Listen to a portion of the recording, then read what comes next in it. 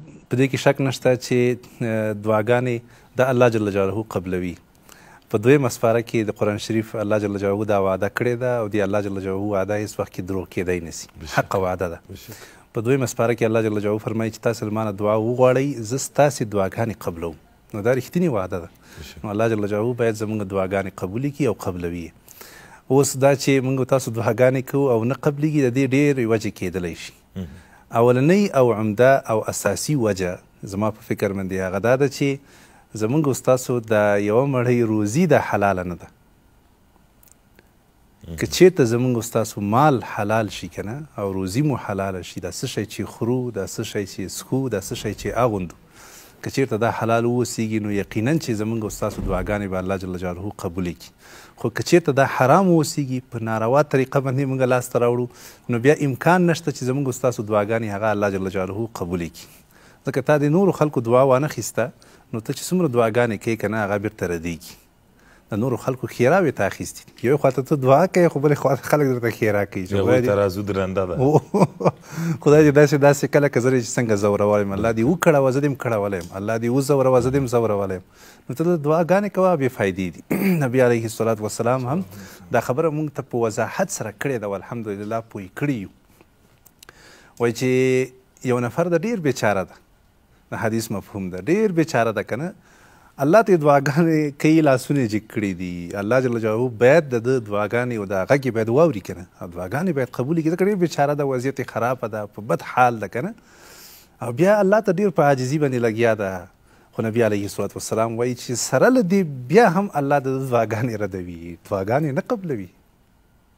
یعنې ولې نه قبلوي که نه؟ تاسو سوال وکړئ له مانه که نه چې ولې باید د داسې بیچاره دعا خو باید الله قبوله کړي، ولې نه قبلوي؟ چې چانس دې راکړه چې بله پوښتنه وکړو که ولې نه قبلوي استاد؟ و که نه ولې نه قبلوي؟ په خپله نبي علیه الصلاة والسلام وضاحت ورکوي او وایي چې دی چې دا څه شی خوري، دا څه شی چې دی څکي، دا څه شی چې دا اغوستي دي، دا ټول د حرامو دي.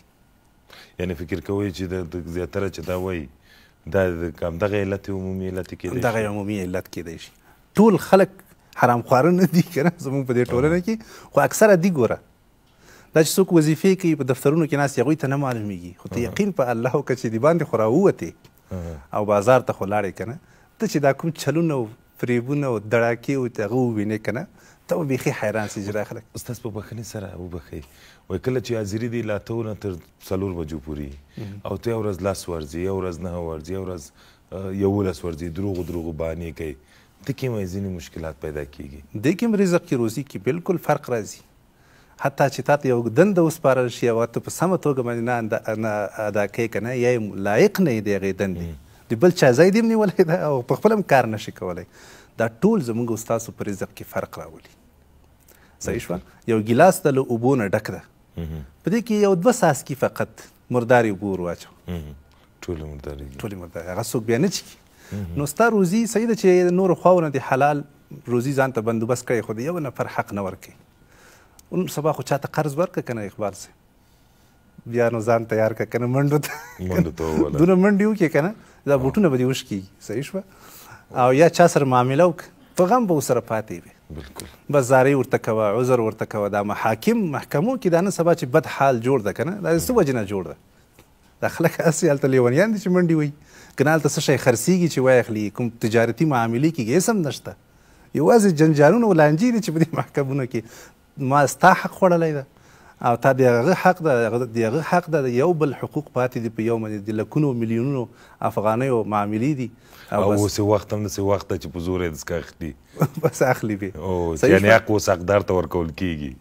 بالکل.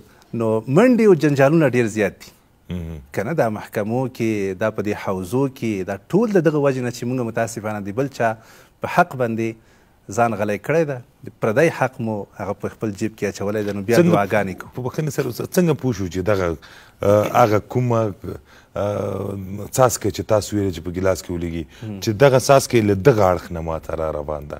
فکر وکړو، کینو، ځان سره خپل ګریوان خلاص کړو، خپل ځان سره وغږېږو، وجدان سره وغږېږو، څه وکړو، څه کول پکار دي؟ هېڅ ضرور نه ده چې زه خلکو ته حلال او حرام واضحه کړم. الحمدلله د مسلمانه ټولنه ده دا که نه، په دې پوهېږي کله چې ته یو غلط کار کوې ضمیر سیګنل درکوي تا ته الله جل جلاله داسې ضمیر درکړی چې ته پوهېږې چې یار دا کار غلط که سبا ته ما سره څوک حساب وکتاب وکړي نو زه پړ راځم د جانش زدم صحیح ده که نه نو چل مې ورکړه که نه داسې چې په زړه کې دا خپل احساس کوې په خوله باندې څه نه وایې خو په زړه کې که استاد لکه پوهېږې چې غلطي مې وکړه لکه ځینې سودا چې اخلي دکان کې ډېره ښایسته سودا درکړي کور ته چې راشي داسې که په کوره سودا یې مخې ته درته واچوي چې تا دې وړوند وي چې دا یې در ټک په پلاستیک کې اچولي ته ځان سره فکر کوي چې ورونه ولاکه خو ما دا شی اچولي پلاستیک ته دا شی خو ما نه دي اخیستي شوي دي که نه ډېر زیات شوي دي ما سره هم شوي دي او خلکو سره شوي دي نو اصلي عمده وجه زمونږ ستاسو د دعاګانو د نه قبلېدو هغه دا وجه ده چې متاسفانه موږ کور ته ځو بېګا ته زمونږ ستاسو په ژب کې په ځای د دې چې حلال پراته دي حرام پراته دي لکه ځینې کراچۍ والا ته د الله عمر ورکړي تعالی دې د نیکۍ هدایت ورته وکړي کله چې دا سودا خرڅوي لکه میوې یا بل شی بیا هغه پاسر دی هغه کراچۍ پوخ نه ده سر کې ډېر ښه شیان ایښي نه نه نه هسې نه وایم دا کور کړی چې دا په سر باندې مخې ته د خلکو دا فراشوت چې ده نه فراشوت چې کراچۍ باندې اچوله داسې یو رنګ یې ورکړ داسې یو رنګ انتخاب کړی چې هغه رنګ په لاندې باندې ولېږي دا نو نورې سور فراشوت یې ولاندې سره رومیان یا سره انار داسې یو هغه چې ته وایې چې والا نه دي همدغه دي دیني دي همدغه دي چې بیا هغه نه لږ دې خواته کې دا خو پرېږده که چل ول څومره چل ول ده یقین وکړئ چې دومره چل ول ده په دې معاملو کې بیا خو د اقبال صاحب چې نه وایي سړی بازار ته راکته شي یا له خارج نه راشي که نه او خبر نه وي نو بس بیا د خلکو چړې ورته تېرېږي که نه او بس داسې دې کنده کې غورځوه په دې کنده کې توبهګارې کړي والله ته به حیران شې چې په دې ټولنه کې دا اجسه رقم مسلماني ده سره رقم مسلماني ده اوس روژه چې رانږدې کېږي مونږ او تاسو ته یو د بل هغه معلومېږي ښه چانس برابر شي او والا استاد یو د بل ایمان معلومېږي چې څونه ایمان لرو څونه قوي څونه خوشحاله یو روژې ته واقعا